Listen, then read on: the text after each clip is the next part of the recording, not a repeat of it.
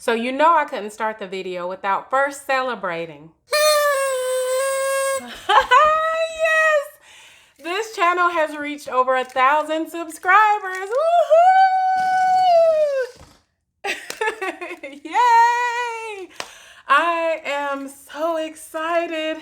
This channel has reached over 1,000 subscribers. Thank you. Thank you so much for subscribing to this channel. Thank you so much for your loyalty, for your motivation.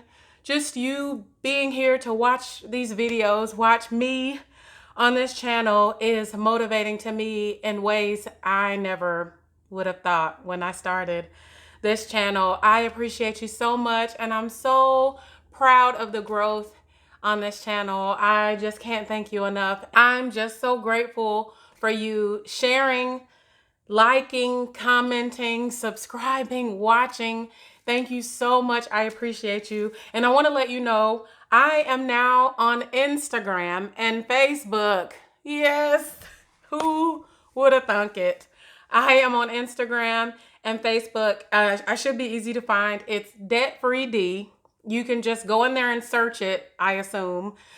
Debt Free D, and follow me on those platforms. If you use those platforms, feel free to come on out there and follow me there. I can certainly see myself making shorter videos, sharing quick updates. Of course, I won't be abandoning YouTube or anything like that. I am just out there as well. So make sure you go and follow me on Instagram and Facebook as well. And again, thank you so much. I love you, and I'll see you at 10,000. Well, that's ambitious. Here's the video.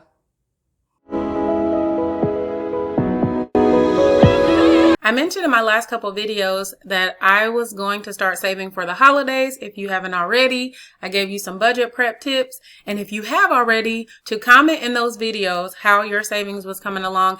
And I appreciate the engagement. Some of you made some great suggestions in the comments about how to plan for next year and what you're doing to save for this year. So one of those comments that I really liked was by Julia Watkins. It says, I was a little late, but I downloaded the Digit app a few months ago and I love it. It just rounds up your debit card purchases and puts the change in a separate account that isn't tied to your bank. I plan on using what's saved for Christmas gifts. And I love that. I think that's a great idea and something I'm definitely going to check into for next year. I'm sure you could use that change for a debt payoff or anything else. I love that you can do that and set it aside for Christmas savings, holiday savings. That is such a great idea. And then also the Financial Freedom Diary. Check out her channel here on YouTube. She's great. I love her channel. She mentioned that she saves all year long. My gift savings is done automatically, and I love that too. I think it's great to save all year long. Give yourself a little more time, and that's something I'm certainly planning on doing next year as well. Thank you all for all of your comments on that video. Thank you for sharing your tips for saving for the holidays. In today's video, I want to share with you how I am pulling together, I call it kind of wrangling those separate ways of saving into at least one view, one snapshot. So I'm able to see at quick glance how much I have saved toward my goal of holiday savings. As always, if you want a copy of this document, email me at thedebtfreed@gmail.com. I will send you a copy of this with the formulas included. The chart will be in there, and all of this, I will send you a copy.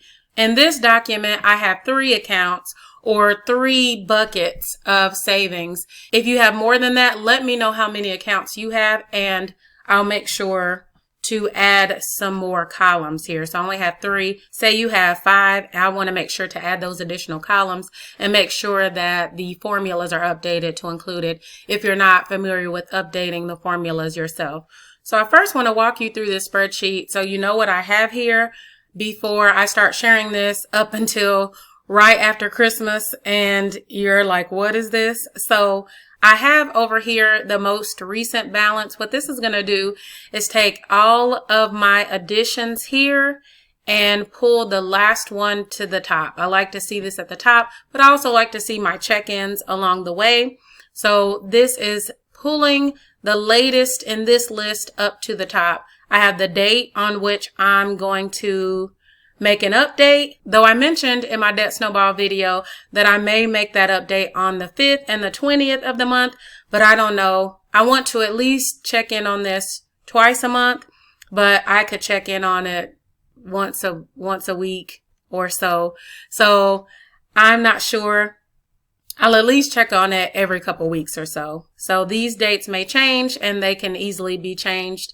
And then I'll just add in the balances of each of these on the date that I am checking. And then this over here is something I really like. You know, I like some data visualization. I've indicated a goal amount for my savings of $1,500. Now that could change. This isn't just for, say, Christmas. What I'm considering as holiday spending is for the rest of the year. So I have Christmas, of course. I have 2 birthdays coming up. I also would like to get a camera and a couple hard drives for the channel. And so all of that is included in here. It can definitely be updated to less or more if need be. Now what this does here is take the Capital One savings balance from this field. So it's taking that most recent balance. It's also doing this for the receipt hog and also the vitality points balance. Now I'll touch on that in just a bit. You can see that this is a number and this appears to be a dollar amount. So I'll touch on that in just a moment. The remaining balance is taking the addition of these 3, subtracting it from the goal, and giving a remaining balance. That is what is reflected in this chart, which I am going to reduce the size here so you can see what that chart looks like. So the remaining balance is the larger part. The Capital One savings is represented here. When I hover over it, you can see the actual value, the vitality points balance, and then this little sliver over here is the receipt hog balance. And then what I have here, because you know I like percentages, is how much percentage to the goal am I at the savings amount I have right now. So I'm at 26%. Okay, so let's zoom in, zoom back in so we can see everything. Okay, and let's go through these kind of one by one. The Capital One is where I'm storing my cash. So I'm actually depositing funds, transferring funds from my checking to this Capital One 360.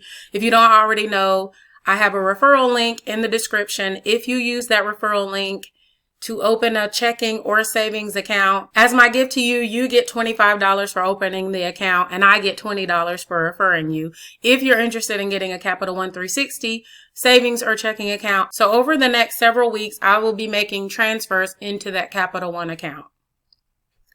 The Vitality account is the one I spoke of through my job. So to give you sort of like, I'm going to try to give you a good explanation of this. I rack up points doing wellness activities, and those points can be redeemed in a mall for wellness products and also gift cards and things like that. Each point amount of $2,500 equals a $25 gift card. The gift cards in that mall are like Amazon, Best Buy, Target. There's Fandango in there, a number of different gift cards. So when you reach 2,500 points, you can redeem that for a $25 gift card. Now I could also break that down a little bit. If I reach 1,000 points, I can redeem it for a $10 gift card. But for the purpose of this, my aim is to get to $25 increments. Again, knowing that if I don't hit a $25, but I do hit a $10 increment of 1,000 points, I can redeem it for $10 as well. So what you'll see reflected here is this Vitality points balance is transferring to a dollar amount. So I have a formula in here that says, give me this balance and give me the increments of $2,500 that gets me to a $25 gift card. So hopefully that makes sense. If you don't have a point system that you're working with and you're only working with dollar amounts, then I can eliminate this if you request that in the email you send me if you want this document. Hopefully that makes sense. For every $2,500 I reach, I get a $25 gift card. So you can see that this balance right now sits at $175.80, which means that's in $25 increments. So at this point, that 17,580 points would get me $175 worth of gift cards. Yeah. What I also like about Vitality is that I can rack up points. I've already tried to figure out how many steps I could get per day to get so many more points by the end of the year, how many webinars I can look at, all this stuff to get as many points as I can. I don't know if you know, but there are 98 days until Christmas. There are about 14 weeks to go. So I'm going to be kicking it up a notch to see how many more points I can get. Also, as I get points, I reach certain benchmarks that cause me to level up in status. So I'm right now at silver status. My next status is gold, and then the final status is platinum. And with each level up, you get a bonus of points as well. So I'm going to try to at least level up to gold, hopefully platinum, and get those level up bonuses as well. Now on to the receipt hog. This one I don't expect to change very much. This is the one I was telling you about where I scan the receipts. I get points for those. I'm at a $15 gift card or transfer to PayPal right now. Once I get to 4,300 points, I'll be eligible for a $25 gift card. So that's something to aspire to. Again, I don't normally get a lot of receipts, but any receipts I do get, I am scanning for that app. So there's a possibility I could earn another $10, but we'll see.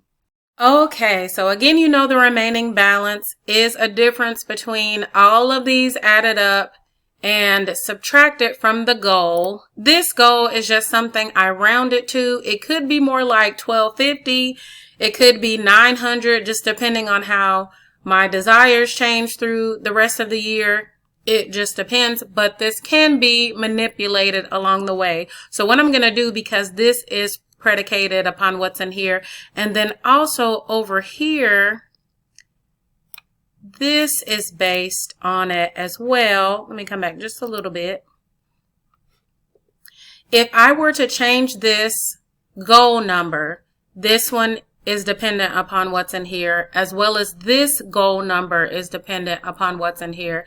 It will update the remaining balance, and of course, because the total amount saved here from the goal gives a percentage, this will change as well. So keep your eye on either the remaining balance or the percentage to goal as I make a change here. So say I want to change the goal to 750.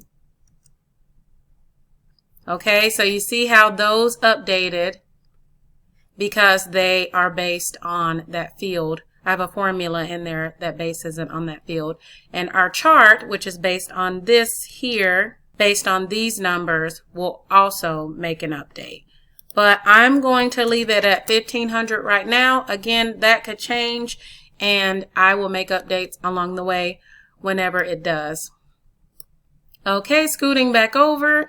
Now it's time to make some updates. So again, I wanted you to know the lay of the land. If you come back and check in on these videos and you're just like, hey, what the, then you'll at least know what I am doing here. So for the Capital One balance, I have added $200 to that account. I added 100 and then another 100. And that reminds me, I do like trackers where you show every addition you make or every payment you make to things. I do like those as well. What I really dig about this tracker, as well as my Debt Snowball update tracker, is that you just go with balances. And sometimes that's a lot easier just to check in on your balances and see what you put in there. And I think I'm really going to like that about this one.